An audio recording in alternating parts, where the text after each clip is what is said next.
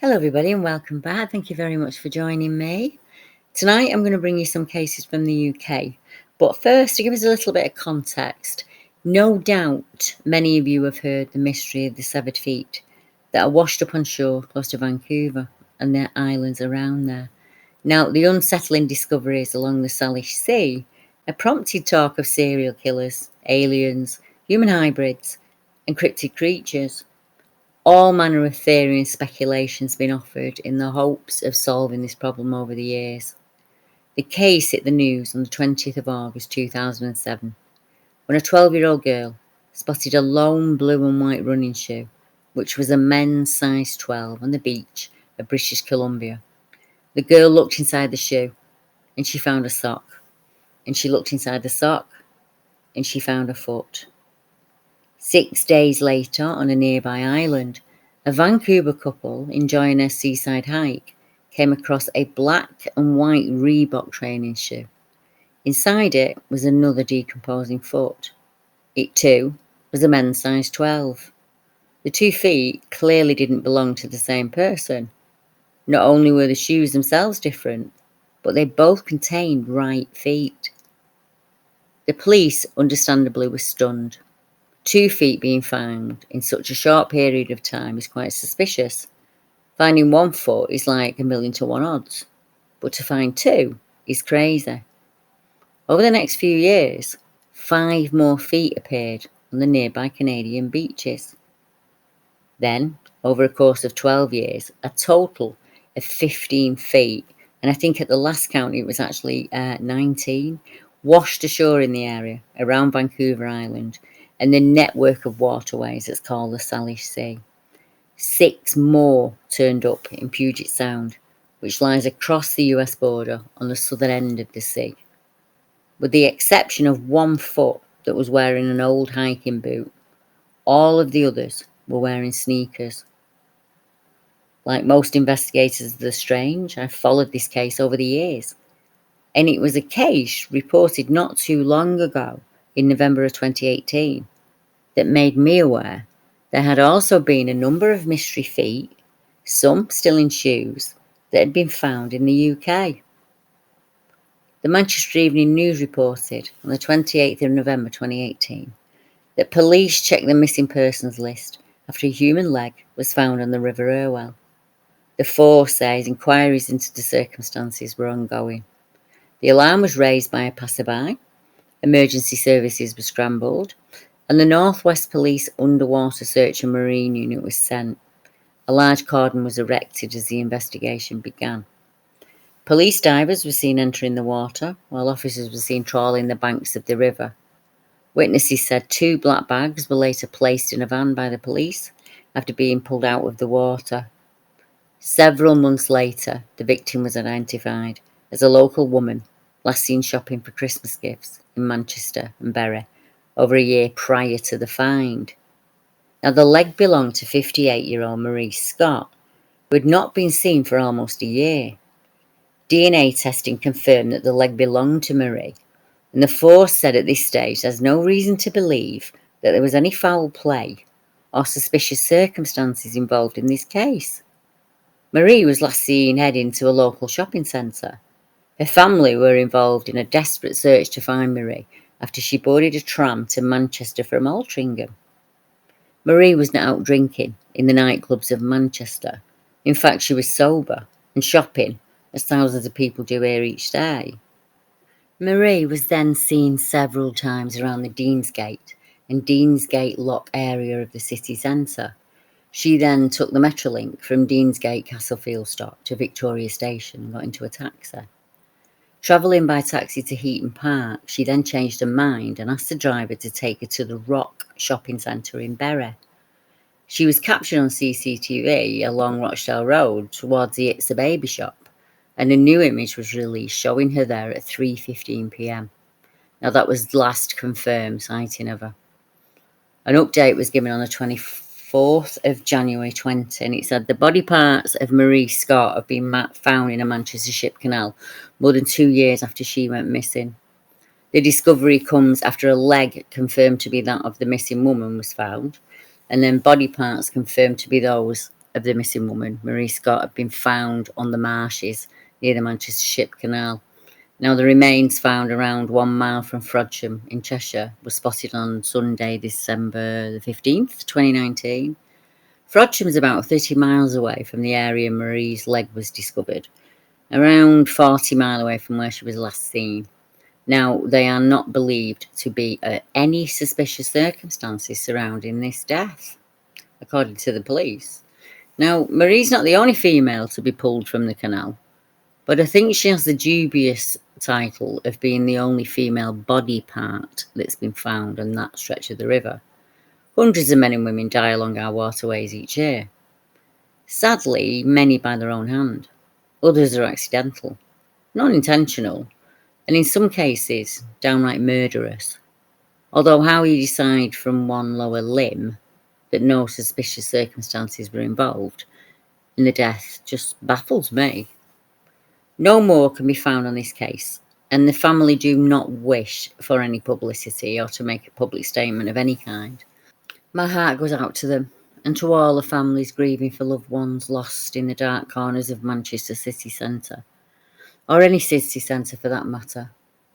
As I researched each new case I came across, I found more information, which became concerning, when I found one case where a number of 7 feet had been found in a very short space of time. The headline screamed, "A third human foot is found in Bath, the 6th of August 2016. The Independent newspaper released an article stating that police are keeping an open mind as to whether the foot found on the 6th of August 2016 is linked to 2 previous feet discovered in February and July of that year. Now, the severed feet were found separately, but the police declared that the finds were not suspicious in any way. The severed human foot was found in a garden of a house in Bath, the third of its kind to be discovered in the area that year. The body part was found in Cranwells Park in the northwest of the city, and according to Avon and Somerset Police, who have sent it for forensic analysis, it looks as if it's been surgically removed. Police say they're keeping an open mind as to whether the foot found in the garden is linked to the 2 previous discoveries nearby. All 3 feet were found within a few hundred yards of each other. The first foot was discovered under a bush by a dog walker in Weston Park in February, and pathologists were stumped as it had no DNA. The second foot was found in the garden of a home on Weston Park in July of that year, and again, there was very little or no DNA from the police to work with.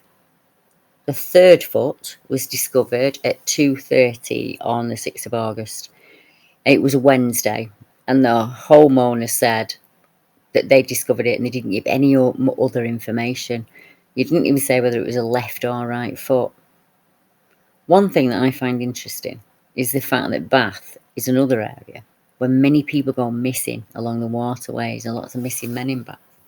Could the severed feet be connected to the many disappearances reported there? Now, at this point, I thought there'd be no more cases, but I was wrong. A severed foot was found in a Gloucestershire woodland in 1999, and in 2009 it was reported in the local news that it had been 10 years since the grim discovery on the banks of the River Severn that had led to the mystery. The newspaper went on to explain that a severed foot that was still inside a training shoe was discovered by a couple who had hoped to enjoy a riverside picnic in 2009. Detectives, while keeping the case open, have never been able to identify who or where the shoe and the foot came from. A trawl of missing persons agencies has failed to identify the person, dead or alive. A spokesperson for Gloucestershire Constabulary confirmed foul play had never been ruled out, but a murder investigation has never been launched for a simple reason. You cannot launch a murder probe without a body or a suspect. In short, although blunt, a person can survive without a foot. The foot was described as being disarticulated, which is a natural way for it to come away from the body with no trauma to the foot. The police spokesman added, "We can confirm that this is an ongoing investigation. The distinctive trainer was found on the banks of the river at Odders Chapel near Darehurst. It is not even known how long the remains had lain in that spot.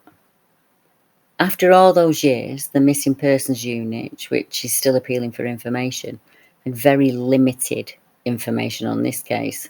Its website merely lists that a John Doe, possibly male, possibly white European, and aged between 16 to 100. Really narrows it down. Now, when the foot was found, officers stated they were keeping an open mind about the case. DNA tests revealed only one certainty. The victim was male. It was believed he was over 17 and between 5'3" and 5'8". The stretch of the river was dredged by a specialist team and the Severn Area Rescue Association. A police helicopter combed the area, but no other body parts have ever been found. Now, Gloucestershire detectives have also liaised with the West Midlands Police in a bid to discover if the individual is from the Birmingham or the Black Country area. Officers have one piece of evidence to go on, and that's the shoe that was on the foot. The trainer is unusual, and it's manufactured in America. Now, the blue and cream Nemesis Van Vision skate shoe has a white rubber sole and a distinctive V design on the side. The sock the foot was encased in was dark grey. Then in 2013, the police issued a fresh appeal, and scant case details remain on the missing persons site. I don't think they ever got very far on it at this point. Now, during that appeal, Detective Constable Starkey said, "We've always kept an open mind about how the foot got there. Officers carried out a thorough search of the area it was in, and DNA tests confirmed that the foot belonged to a man, but no other clue has been identified." Well, there's been a further update. Now, a foot found decades ago belonged to missing student Graham Maxwell Rogers, who was living with his parents at Wootton-under-Edge in Gloucestershire when he went missing in April of '93. He was 26 at the time. The environmental science student had left his parents' house saying he was going to Stroud. However, on April the 19th, his car was found in Chepstow, a short distance from the rivers Wye and Severn. On November the 7th that year, the remains of the human foot were found in a Reebok trainer in the flood defences, as we've said. And unfortunately, now we know that DNA testing techniques have led to it being that the police believe that it was Graham. And in December of 2021, there was a confirmed match. Mr. Rogers' identity was confirmed after DNA tests were carried out, comparing the body part with his next of kin. Sadly, we will never know what happened to Graham, and his family, like others, still wait for answers. In February 2018, human remains that was just a foot was found on a popular Welsh beach. Now, detectives believe the foot washed up on Fen in Helly Beach. The human remains found have been confirmed to be a foot, which was in the water for no longer than a week. The discovery was made on the beach close to Bangor, and efforts are now underway to identify who it belonged to, though it is strongly believed that it is a male foot.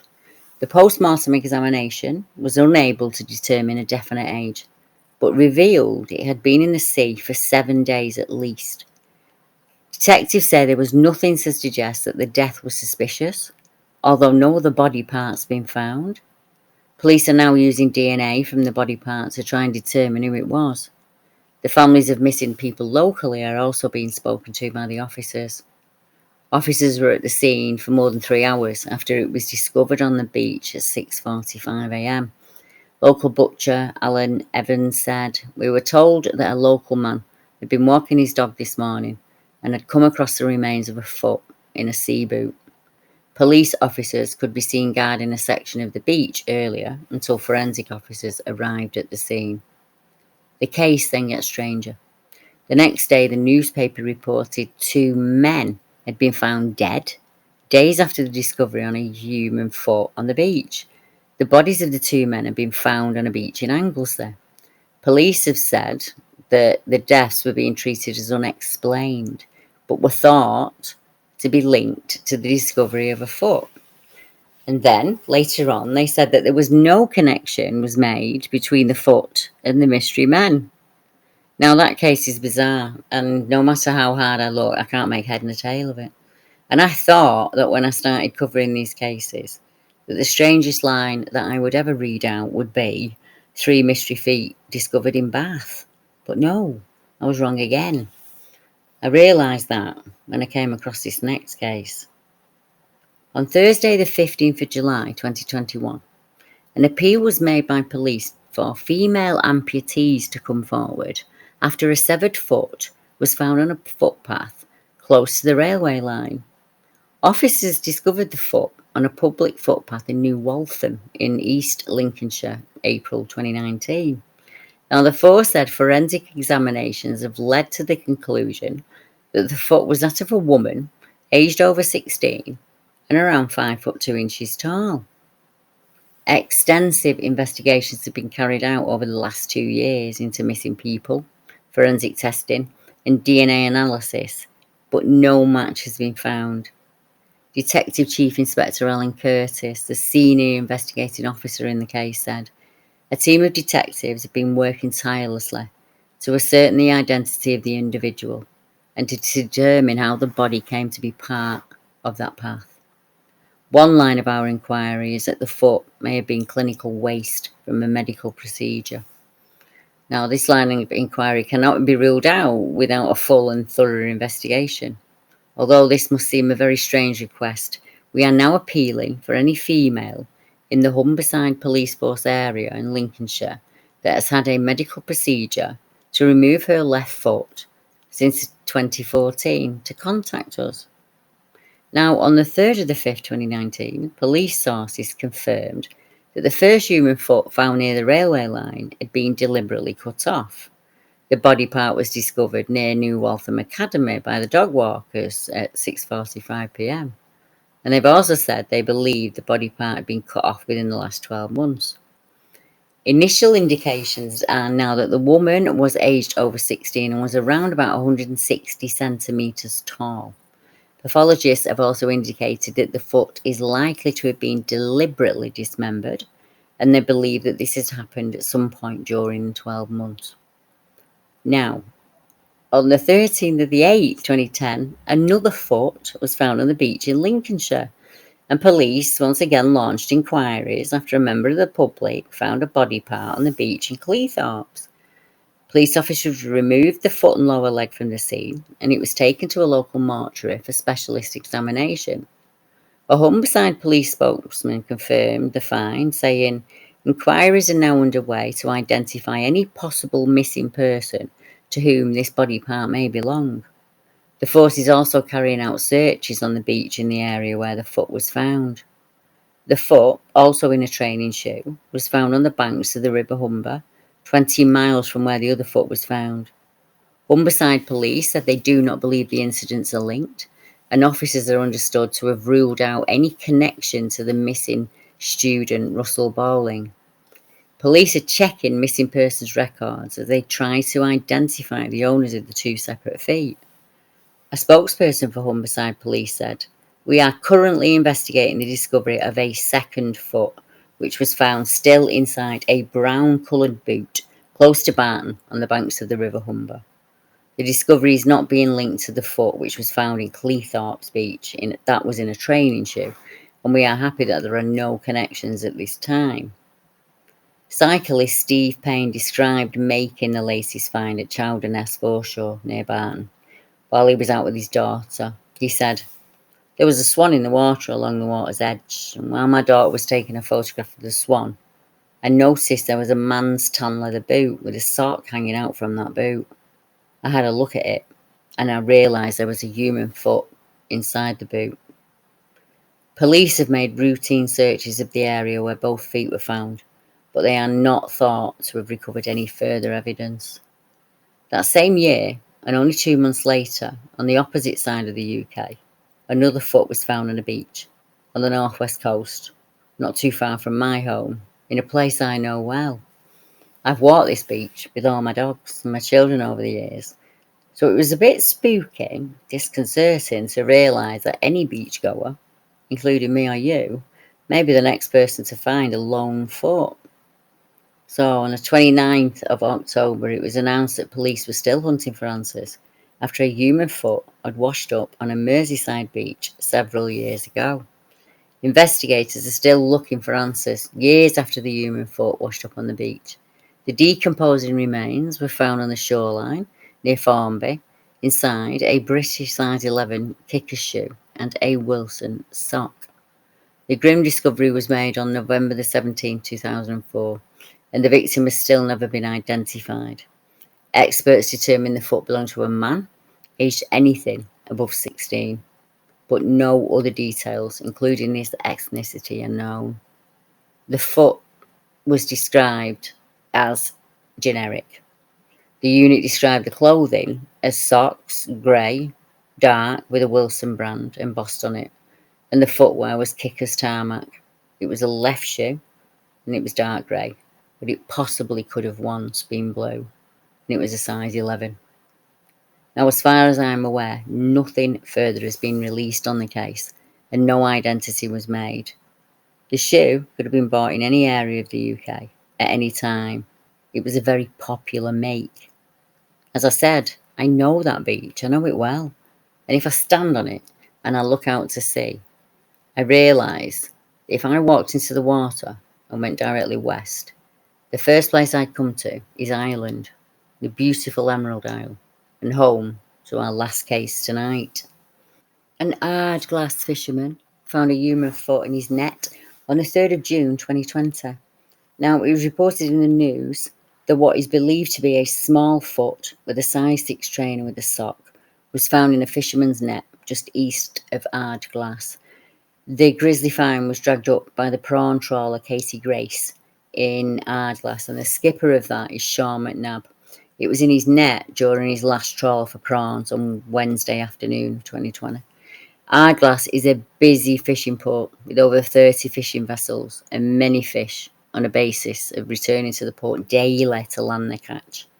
The crew was shocked at the grisly find and they contacted the Coast Guard, who subsequently phoned the police. Weather conditions were good, and on the trawler's arrival back at Ardglass Port, the police arrived and took the foot away for forensic examination. A police spokesman said, around 6:30 p.m. on Wednesday the 10th of June 2020, police were contacted by fishermen in Ardglass who had recovered a shoe and a sock from the sea with what they believed to be bones inside it. The bones, which do appear to be human remains, were recovered to the forensic mortuary at the Royal Victoria Hospital. It is not known who the foot with the white sock belonged to, but it's thought to be a size 6 trainer and possibly a woman's. Now, the prawn and fish catch caught in the net was subsequently stored in a separate fridge at the harbour near the fish market, and the environmental health inspectors from Newry Morn will inspect the catch and see that it is properly disposed of so that it's not used for human consumption. Sean McNabb, the skipper of the 46-foot prawn trawler, the great Katie Grace, said, one of our crew members spotted it when we lifted the net after the second tow. We were heading back into the harbour early that Wednesday, as our boat had to go on the slip for some repairs, and we had to clean it up a bit. It was a grisly find. We did what we thought was the right thing for that person, and we notified the authorities. The Food Safety Agency got involved, and basically we have to dump around 25 stone of quality prawn. Mr. McNabb went on to say that he felt for the family, and I understand that myself. It's sad, isn't it? That foot belongs to a victim somewhere. It belonged to someone, and whoever it was, they deserve a proper burial. I hope Mr. McNabb was compensated for his loss of prawns, but I'm sure the owner of the Foot's family is still out there, and they're wondering where their loved one is, and why she stopped calling home. Where do you start on a mystery like this? In some of the cases, it is clear the feet had been expertly or surgically removed.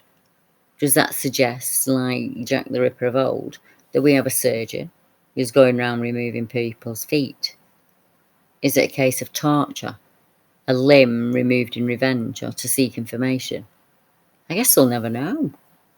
Have you heard of cases like this, where a singular body part washes up on a beach? I mean, the one in Bath's bizarre. 3 feet in one street, clearly 3 separate victims. And where are they? Are they just one of the many, many missing that we have here in the UK? I would like to offer my condolences to each and every person affected by tonight's cases.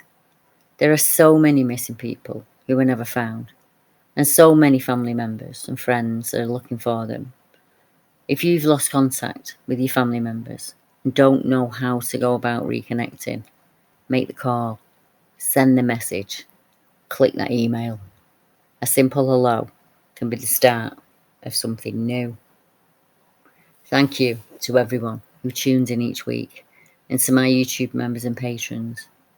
If there's a case or a subject that you'd like me to cover, please comment below and I'll share the case on my show and give you a shout out. If you want some exclusive reports as they come in, become a member on YouTube or check out my Patreon site. You'll see them all on there. So I'll be back at same day, same time next week. Till then, good night everyone.